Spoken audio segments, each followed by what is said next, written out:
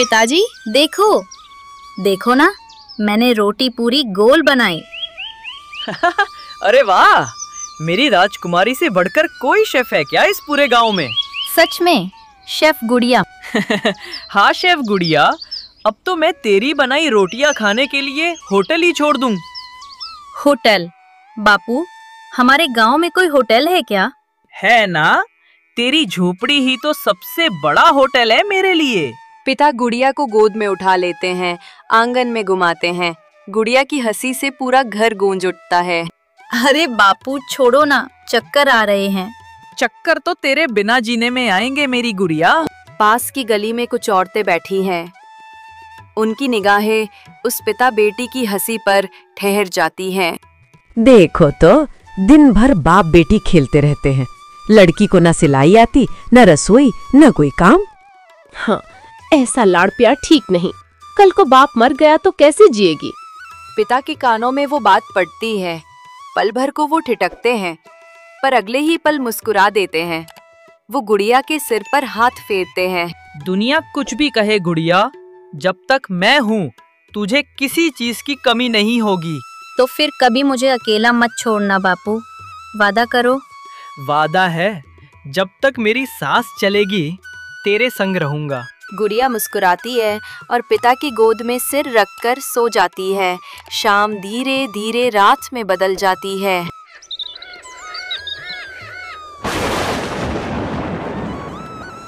बापू जल्दी आइए, बारिश आने वाली है। अरे पगली, अभी तो 2 फावड़े और क्या लाने बाकी हैं। नहीं, अब काम बंद। मैं गिनती कर रही हूँ। 3 तक गिनी तो आपको घर आना पड़ेगा। 1, 2, ढाई, ढाई आधी। अरे ओ शैतान, 3 कहाँ गया? 3 तो तब बोलूंगी जब आप घर आ जाओगे। पिता हंसते हैं और हल रखकर घर की तरफ बढ़ते हैं। तभी आसमान में बिजली कड़कती है। तेज बारिश शुरू हो जाती है। रास्ता फिसलन भरा। बापू जल्दी आइए, भीग जाओगे। आ रहा हूँ बेटी।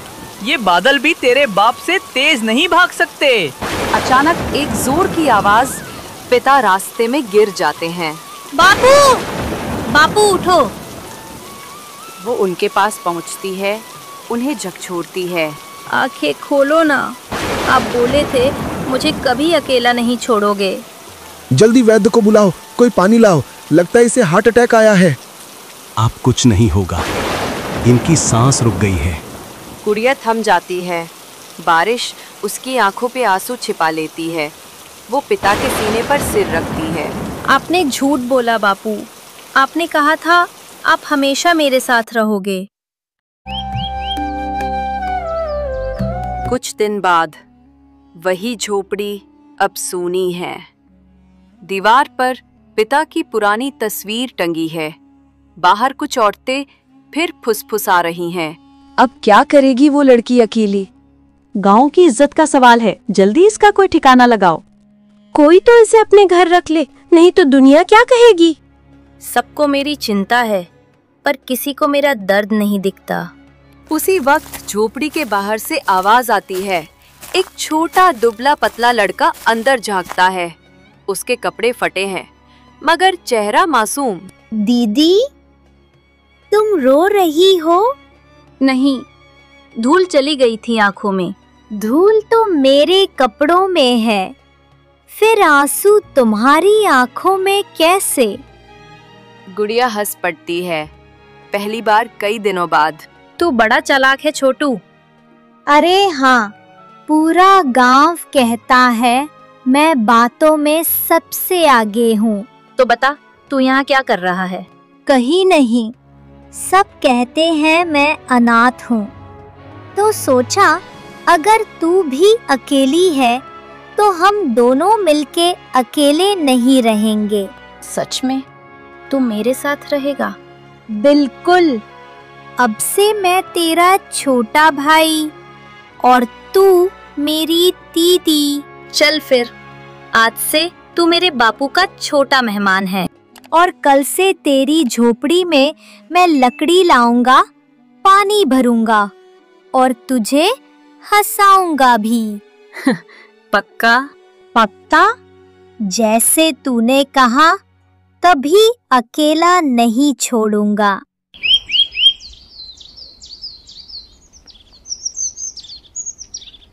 सुबह का समय।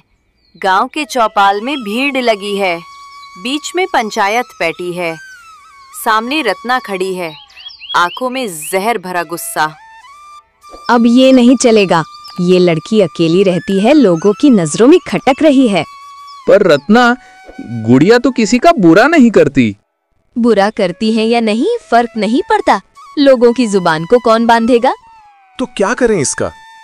इसका ब्याह होना चाहिए, बस। विवाह? पर किससे?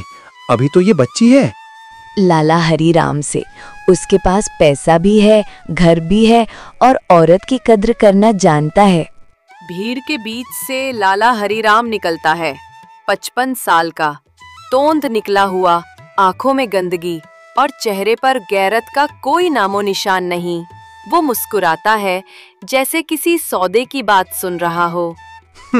ठीक कहा रत्ना, ऐसी लड़की घर में हो तो दिन बन जाए। बस, और कुछ मत बोलो। मैं किसी बूढ़े से शादी नहीं करूंगी। तू कौन होती है मना करने वाली? तेरे बाप ने तो तेरे लिए कुछ छोड़ा नहीं।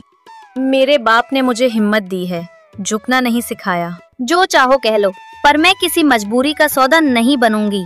अरे लड़की, जुबान संभाल। तेरे जैसी को तो मैं एक इशारे पर खरीद लूं।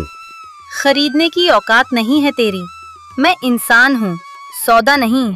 बहुत जुबान चल गई तेरी गुड़िया। तू गांव की रीत के खिलाफ बोल रही है। रीत अगर औरत को बेड़ियां पहनाती है तो ऐसी रीत को तोड़ना ही पूजा है। सुन लो सब, आज से ये लड़की इस गांव की नहीं रही। ये हमारी रीत, हमारी इज्जत सबके खिलाफ है। रत्ना, ऐसा मत कर। ये बच्ची कहाँ जाएगी? जहाँ चाहे जाए, अब ये गांव छोड़ दे। ठीक है, अगर इस गांव में मेरी इज्जत की जगह नहीं तो मैं इस मिट्टी से दूर चली जाऊंगी। रात का सन्नाटा। गांव सो चुका है। गुड़िया अपनी झोपड़ी के बाहर खड़ी है, हाथ में एक छोटी सी पोटली जिसमें बस कुछ रोटियां, एक कपड़ा और अपने बापू की तस्वीर। बापू, अब आपकी गुड़िया को फिर निकलना होगा। इस बार अकेली नहीं, पर आपके आशीर्वाद के साथ। दीदी, तुम जा रही हो? हाँ छोटू, अब ये गांव हमारा नहीं रहा। मैं भी तुम्हारे साथ चलूंगा। तुम अकेली जाओगी तो बापू मुझसे नाराज होंगे। चल, तू भी मेरे साथ चल। दोनों धीरे धीरे गांव की सीमा पार करते हैं। कुछ देर बाद दोनों थके हुए एक गहरे जंगल में पहुंचते हैं। दीदी, यहाँ तो बहुत अंधेरा है। डर मत छोटू, जब तक मैं हूँ तुझे कुछ नहीं होगा। पर अगर कोई जानवर आ गया तो? तो मैं तेरे सामने ढाल बन जाऊंगी, ठीक जैसे बापू मेरे लिए थे। देख, वो बड़ा पेड़ है ना, उसके नीचे आज की रात गुजार लेते हैं। हाँ दीदी। दोनों पेड़ के नीचे बैठ जाते हैं। गुड़िया पोटली खोलती है, 2 सूखी रोटियां निकालती है। दीदी, तुम खाओगी ना? पहले तू खा ले छोटू, तू मेरा छोटा भाई है, मैं बाद में खा लूंगी। नहीं दीदी, आधी तू खा ले। बापू कहते थे बांटने से सुख बढ़ता है। दीदी, अब हम कहाँ जाएंगे? जहाँ हमारी इज्जत होगी, जहाँ हमें किसी की छाया नहीं, अपना आसमान मिलेगा। बापू, अब आपकी बेटी हार नहीं मानेगी। अगली सुबह राजा अपने सेनापति के साथ जंगल में शिकार कर रहा था। अचानक उसकी नजर गुड़िया और छोटू पर पड़ी। रुको, कौन है ये बच्चे जंगल में? मालूम नहीं महाराज, शायद अनाथ है। अनाथ? नहीं सेनापति, जिनकी सांसें चल रही हैं उन्हें भगवान ने नहीं छोड़ा। बच्ची में हिम्मत है, देखो इसे कैसे संभाले हुए है। जब तक इनका ठिकाना न मिले ये मेरे साथ रहेंगे। जैसा आप चाहें महाराज। सेनापति बच्चों को उठाकर अपने साथ महल में ले जाते हैं। कुछ महीनों बाद राजमहल में गुड़िया अब रानी की सेवा करती है और पढ़ाई भी करती है। छोटू महल के छोटे बाग में घोड़ों के साथ खेल रहा है। गुड़िया, जरा ये जूड़ा ठीक लगा दो। जी रानी माँ। तुम तो रानी बनने लायक हो गुड़िया, इतना सलीका कहाँ से लाई? मेरे बापू कहते थे, इंसान का हौसला ही उसका गहना होता है।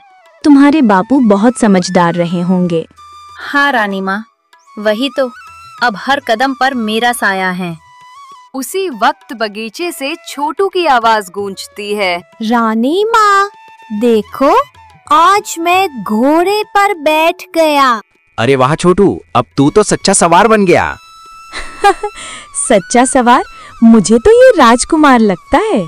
नहीं रानी माँ, मैं तो बस दीदी का छोटा भाई हूँ।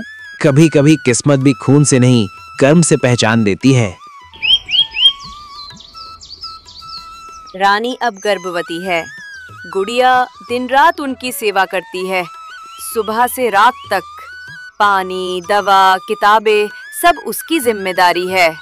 गुड़िया, आज कुछ कहानी सुना दो, दिल घबराने लगा है। जी रानी माँ, आज की कहानी नीले फूल की है।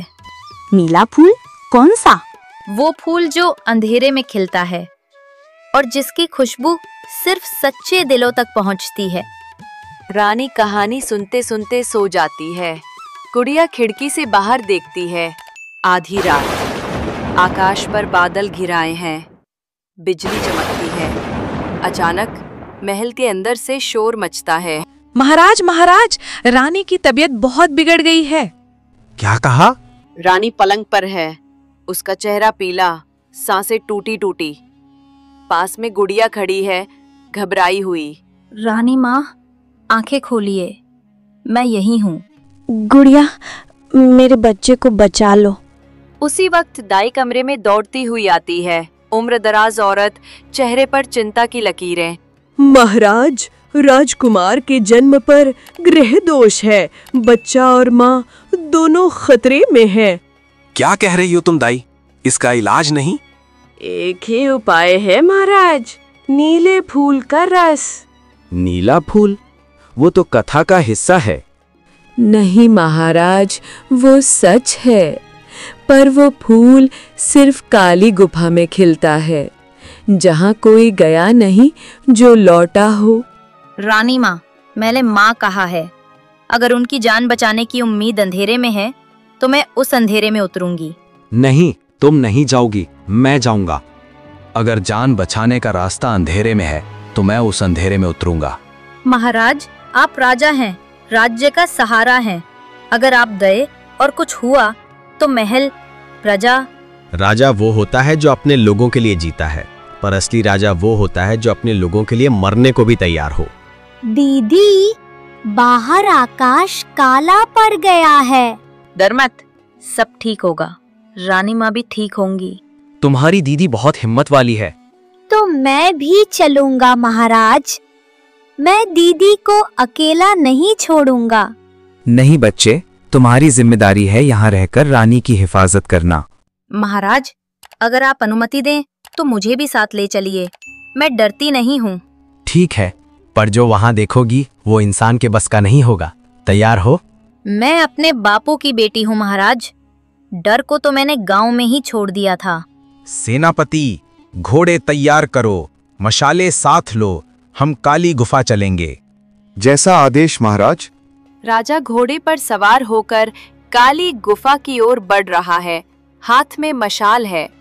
जैसे ही वह गुफा के अंदर प्रवेश करता है, हवा ठंडी हो जाती है और मशाल की लौ कांपने लगती है। हे देवताओं, अगर यही मेरी रानी और मेरे बच्चे की आखिरी उम्मीद है तो मेरा साथ देना। गुफा के अंदर हल्की हल्की मंत्रों की आवाजें गूंजती हैं।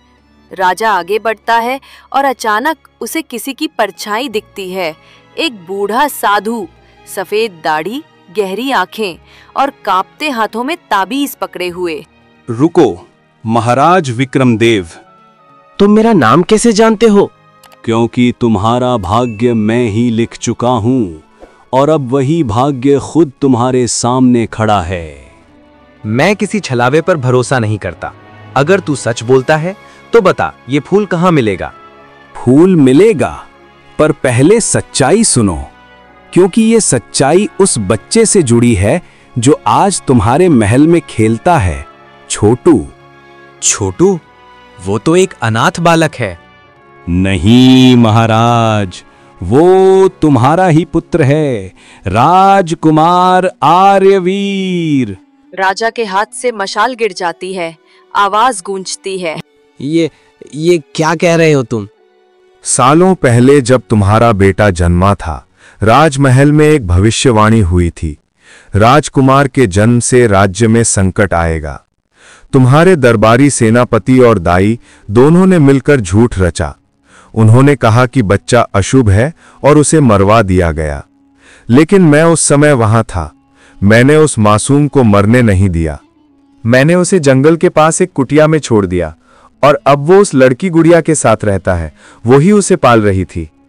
तो मेरा बेटा सालों तक जंगल में भूखा प्यासा जीता रहा और मैं उसका पिता होकर अनजान रहा।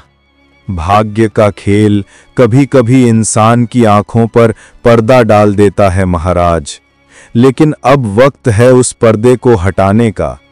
जाओ, अपने बेटे को पहचानो और रानी को बचाओ। यही उस नीले फूल का असली अर्थ है, सच्चे रिश्ते की पहचान।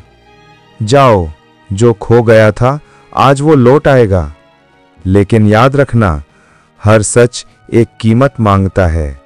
राजा कुछ कहने ही वाला होता है, मगर मुड़ता है तो साधु वहां नहीं होता। बस उसकी जगह वही ताबीज पड़ा है, वैसा ही ताबीज जो छोटू के गले में है। हे विधाता, तो तूने ही मेरा बच्चा मुझे लौटाया है। राजा मशाल उठाता है और तेज कदमों से गुफसा से बाहर निकल जाता है। छोटू नहीं, आर्यवीर मेरा बेटा, और मैं इतने सालों से अनजान रहा।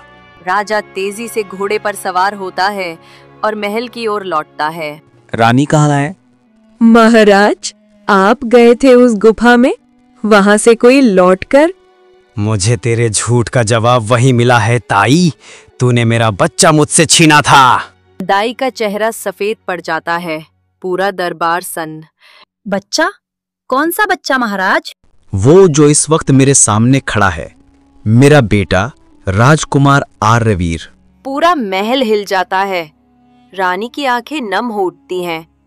छोटू यानी आर्यवीर कुछ नहीं समझ पाता। पर मैं तो बस एक अनाथ था। नहीं बेटे, तू मेरा खून है। वो साधु जिसने तुझे बचाया, उसने सब बताया। ये देख, तेरा ताबीज। राजा वही दूसरा ताबीज दिखाता है। दोनों ताबीज एक जैसे हैं, जैसे दो अधूरे हिस्से मिल गए हों। दाई घुटनों पर गिर जाती है। महाराज, मैं मजबूर थी। सेनापति कर्ण ने धमकी दी थी कि अगर मैंने बच्चे को जिंदा छोड़ा तो वो मुझे और मेरे परिवार को मार देगा। और तूने डर के मारे मेरा खून मुझसे छीन लिया। तभी दरवाजा खुलता है। सेनापति कर्ण अंदर आता है, तलवार लिए।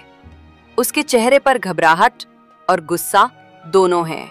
अब सच जानने का कोई फायदा नहीं महाराज, ये सब मेरे प्लान का हिस्सा था। आपने मुझे अपमानित किया था और मैं चाहता था कि आपका वंश मिट जाए। वो तलवार उठाता है और राजा पर झपटता है, लेकिन तभी गुड़िया बीच में आ जाती है। रुको दीदी! तूने मेरी बेटी पर वार किया?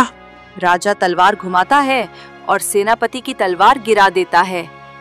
सैनिक उसे पकड़ लेते हैं। रानी की तबीयत अब संभल रही है। गुड़िया उसके पास बैठी है। छोटू यानी आर्यवीर उसकी गोद में सिर रखे बैठा है। राजा दरवाजे पर खड़ा है। सन्नाटे में सब देख रहा है। गुड़िया, तू न होती तो शायद ये राजवंश आज खत्म हो चुका होता। गुड़िया, आज से तू इस महल की बेटी है, जो मेरे बेटे की बहन बनकर उसकी जान की रखवाली करती रही। तेरा नाम इस राज्य की किताबों में लिखा जाएगा। गुड़िया की आंखों से आंसू बहते हैं, लेकिन ये आंसू दर्द के नहीं, गर्व के हैं। महाराज, मेरे बापू ने कहा था, जिसका दिल साफ हो उसे दुनिया की कोई ताकत नहीं गिरा सकती। आज समझ आई, उनका वादा सच्चा था।